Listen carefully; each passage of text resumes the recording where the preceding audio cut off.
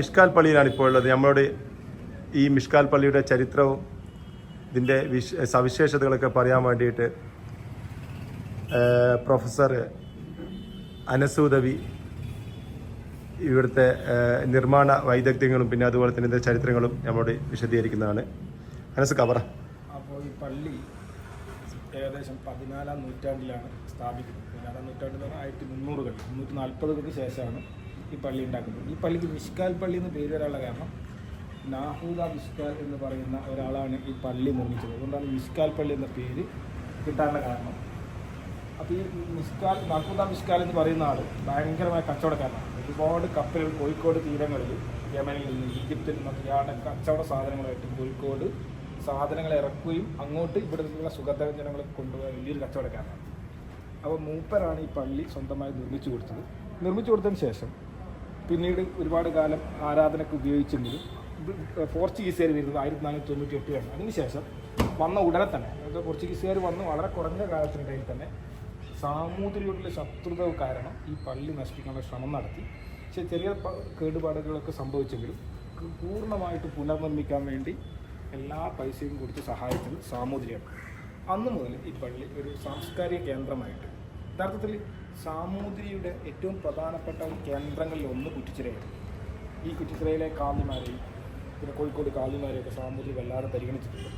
അപ്പോൾ നമ്മൾ താഴെ കണ്ടു ഒരു പല്ലക്ക്. ആ പല്ലക്ക് സാമൂതിരി ഇവിടെയുള്ള കാളിക്ക് കൊടുത്തൊരു പല്ലക്കാണ്. അപ്പോൾ സാമൂതിരിയുടെ കോടതിയിലെത്തുന്ന മുസ്താഹിൻ്റെ വിഷയങ്ങൾ, തർക്കങ്ങൾ ഇതൊക്കെ സോൾവ് ചെയ്യാൻ സാമൂതിരി ഡിപ്പെൻഡ് ചെയ്തത് ഈ കാളിയായിരുന്നു. ഈ കാളിക്ക് പല്ലക്ക് കൊടുത്തു എന്ന് മാത്രമല്ല ഈ പല്ലക്കിലാണ് പിന്നെ കാളി സാമൂതിരിൻ്റെ കൊട്ടാരത്തിലേക്ക് പോകുക. ആ തരത്തിൽ സാമൂതിരിയും ഇവിടുത്തെ കാളിമാരും ഒക്കെ ആയിട്ട് ഭയങ്കരമായിട്ടുള്ള ഒരു മതസൗഹാർദ്ദത്തിൻ്റെ ചരിത്രവും നമുക്ക് ഇതിൽ കാണാൻ പറ്റും. പിന്നെ ഇതിൻ്റെ ആർക്കിടെക്ചർ എന്ന് പറയുന്നത് പഴയ കാലങ്ങളിൽ ഇവിടെ നാടനായിട്ടുള്ള അല്ല പ്രാദേശികമായിട്ടുള്ള നിർമ്മാതാക്കളാണ് പള്ളികൾ നിർമ്മിച്ചത്.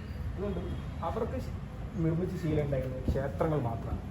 അപ്പോൾ ഈ ക്ഷേത്രത്തിൻ്റെ രൂപത്തിലാണ് ഇവരിവിടുത്തെ പള്ളികളൊക്കെ നിർമ്മിച്ചത്. നമ്മൾ കാണുന്ന മിനാരങ്ങൾ പിന്നെ അതുപോലെ ഡോമുകൾ, താഴികക്കുടങ്ങൾ ഇതൊക്കെ പിന്നീട് പേർഷ്യൻ കലയുടെ ഭാഗമായിട്ടാണ് ഇന്ത്യയിലേക്ക് വരുന്നത്. എന്ന് പറഞ്ഞാൽ 13-ാം നൂറ്റാണ്ടിൽ ഡൽഹി സുൽത്താനേറ്റും പിന്നീട് മുഗൾ കാലഘട്ടത്തിലൊക്കെയാണ് ഡോം, മിനാരങ്ങളൊക്കെ കേരളത്തിലേക്ക് അല്ലെങ്കിൽ പ്രത്യേകിച്ച് ഇന്ത്യയിലേക്ക് വരുന്നത്. ഇന്ത്യയിലേക്ക് ആ കാലഘട്ടത്തിൽ 13, 14, 15 നൂറ്റാണ്ടിലൊക്കെ വന്നിട്ടുണ്ടെങ്കിൽ ഈ മുഗളിൻ്റെയോ അതല്ലെങ്കിൽ പിന്നെ ഡൽഹി സുൽത്താനേറ്റിൻ്റെ സ്വാധീനം കേരളത്തിലോ മലബാറിലോ തീരെ ഉണ്ടായിരുന്നില്ല. അതുകൊണ്ട് ഈ മുഗൾമാർ വന്നതിന് ശേഷം 16-ാം നൂറ്റാണ്ടിലൊന്നും കേരളത്തിൽ മിനാരങ്ങൾ എന്നുള്ള സിസ്റ്റം നമ്മൾ കാണുന്നില്ല. അത് കാണാതിരിക്കാനുള്ള കാരണം ഇവിടെ പേർഷ്യൻ സ്വാധീനം കുറവായിരുന്നു. ഇവിടെയുള്ള സ്വാധീനം അധികവും അറബികളുടേതായിരുന്നു. അറബികളാണെങ്കിൽ അവരുടെ നിർമ്മാണത്തിന് വേണ്ടി ഉപയോഗിച്ചത് തദ്ദേശീയരായ ആശാരിമാരെയും നിർമ്മാതാക്കളായിരുന്നു. അതുകൊണ്ടാണ് നമ്മുടെ മലബാറിൽ കാണുന്ന അധിക പള്ളികൾ ഈ രൂപത്തിൽ ക്ഷേത്രത്തിലെ രൂപം. നമ്മൾ പലപ്പോഴും അതിനെ പലതരത്തിൽ വിശദീകരിക്കലുണ്ടെങ്കിൽ കാരണം ഒന്നേ ഉള്ളൂ, ഇത് നിർമ്മിച്ചത് ആ കാലഘട്ടത്തിൽ ക്ഷേത്രങ്ങൾ നിർമ്മിച്ചതും പള്ളികൾ നിർമ്മിച്ചതും ഒരേ രൂപത്തിലുള്ള ആശാരിമാരായിരുന്നു എന്നുള്ളതാണ്. അപ്പോൾ മൊത്തത്തിൽ ഒരു അത്ഭുതം തന്നെയാണ്. ഇത്രയും ഏകദേശം 1350 എന്നൊക്കെ പറയുമ്പോൾ ഇക്കാലം വരെ കാര്യമായിട്ടുള്ള മാറ്റങ്ങളും ചെറിയ ചെറിയ കേടുപാടുകളൊക്കെ മാറ്റിയിട്ടുണ്ടെങ്കിൽ വലിയ മാറ്റങ്ങളൊന്നും വരുത്താതെ ഈ രൂപത്തിൽ നിലനിൽക്കുക എന്നുള്ളത് ഒരു അത്ഭുതം തന്നെയാണ്. കാരണം പൂർണ്ണമായിട്ടും മരങ്ങളിലാണ് നമ്മൾ കാണുന്നുണ്ട്. ഇതൊക്കെ വെറും മരമാണ്. ഈ മരത്തിൽ ഇത്രയും കാലം നീണ്ടു നിന്നു എന്നുള്ളത് ഭയങ്കര സംഭവമാണ്. ഇപ്പോൾ ഇത് ഉപയോഗശൂന്യമാണെങ്കിലും ഇതൊക്കെ നമ്മൾ കൂടുതൽ പഠിക്കുകയും ഇത് നിലനിർത്താനുള്ള ശ്രമങ്ങൾ നടത്തുകയാണ്. ഇപ്പോൾ തന്നെ ഇവിടെ ഈ ഭാഗത്തൊക്കെ ഈ നിലയിൽ 3-ാം നിലയിലൊക്കെ നിസ്കാരം താൽക്കാലികമായിട്ട് ഇല്ല എന്നാണ് മനസ്സിലാക്കുന്നത്. 1-ാം നിലയും 2-ാം നിലയും മാത്രമാണ് ഉപയോഗിക്കുന്നത്. അപ്പോൾ ഇതിങ്ങനെ സൂക്ഷിച്ചു എന്നുള്ളതാണ്. 1980-കളിൽ ഇതിനെപ്പറ്റി ഭയങ്കര വിവാദം ഉണ്ടായിരുന്നു.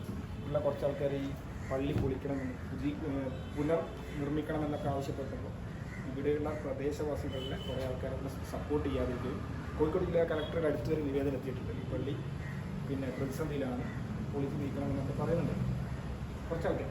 അങ്ങനെ കളക്ടർ അന്നത്തെ കളക്ടർ ഇവിടുത്തെ ആൾക്കാരോട് ചോദിച്ചപ്പോൾ നാട്ടുകാർ പറഞ്ഞു ഇത് മാറ്റേണ്ട ആവശ്യമില്ല എന്ന് പറഞ്ഞതിന് പുറത്താണ് 1980-ൽ പൊളിക്കേണ്ട പള്ളി ഇന്നും ഇത് നിലനിൽക്കുന്നത്. ഇത് ഇനിയും നിലനിൽക്കണം, വരും തലമുറകൾക്ക് ഇത് കാണാനുള്ള ഭാഗ്യം ഉണ്ടാവണം എന്ന് മാത്രമാണ് ഈ സമയത്ത് ആശംസിക്കാൻ. ഇതിപ്പോൾ 4-ാം നിലയിലാണ് നമ്മൾ അടുത്ത നിലയിൽ പോരാ. നമ്മൾ പോർച്ചുഗീസുകാരായ നശിപ്പിക്കപ്പെട്ട് എന്ന് പറയുന്ന ആ ഒരു ഭാഗവും പിന്നെ അതുപോലെ തന്നെ സാമൂതിരി രാജാവ് ഒരു മരപ്പലകൊക്കെ കൊടുത്ത് സംരക്ഷിച്ച ഒരു ഭാഗം നമുക്ക് കാണാൻ പറ്റുന്നതിനായിട്ട് നമുക്ക് അവിടത്തേക്ക് പോയിട്ട് സ്റ്റോപ്പി റെഡ് ബട്ടൺ ഞെട്ട് തിരിയുന്നില്ലടോ. ഇത് ഞാനിങ്ങനെ അങ്ങനെയല്ല, കൈകൊണ്ട് ഇരിക്കില്ലേ ഉണ്ടാക്കിയത് ഞാൻ എടുത്തു. അതിന്റെ ഭാഗം ഉണ്ട്, കരിഞ്ഞ ഭാഗം ഉണ്ട്. അല്ല അത് മെയിൻറ്റെയിൻ ചെയ്തെന്ന് പറഞ്ഞു. ഇല്ല, ഈ ഭാഗം ഇപ്പോൾ ഉണ്ട്. എടാ എന്നെ പിടിച്ചിക്കടാ, ഈ ഫ്ലോർ നമുക്ക് മിസ്സാണല്ലോ. ഈ ഫ്ലോറാണ് ഇത് ഭയങ്കര രസമുണ്ട് കേട്ടോ സാർ. പിന്നെ നമ്മളിപ്പോൾ മിഷ്കാൽ പള്ളിയുടെ 3-ാം നിലയിലാണുള്ളത്. ഈ 3-ാം നിലയുടെ പ്രത്യേകതയും മറ്റും നമ്മുടെ അനസ് ഉദവി പറയുന്നതാണ്. അനസ്, അപ്പോൾ ഈ നിലയിൽ നമ്മൾ മൊത്തം 5 നിലയാണ് ഈ പള്ളിക്കുള്ളത്. അപ്പോൾ ഇതിലൊരു നില പിന്നെ ഞാൻ നേരത്തെ പറഞ്ഞതുപോലെ പോർച്ചുഗീസുകാർ അറ്റാക്ക് ചെയ്തിരുന്നു 1500 ഇന്നത്തെ പോർച്ചുഗീസുകാർ വന്ന ഉടനെ തന്നെ.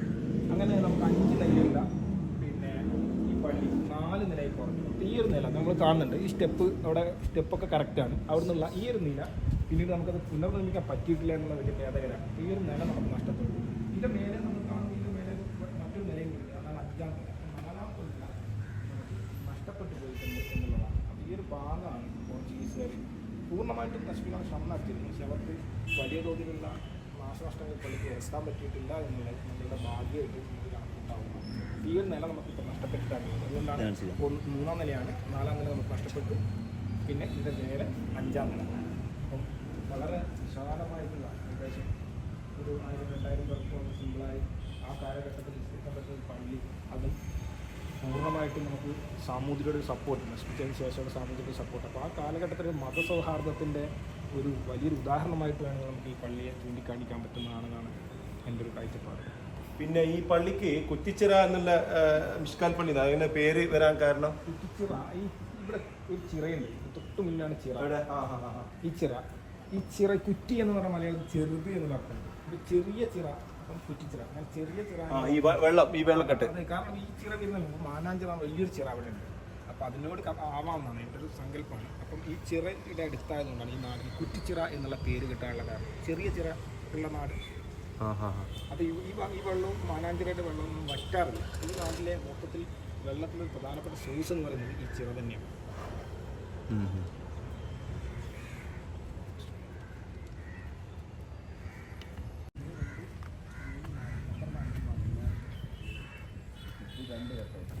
ഈ പറഞ്ഞ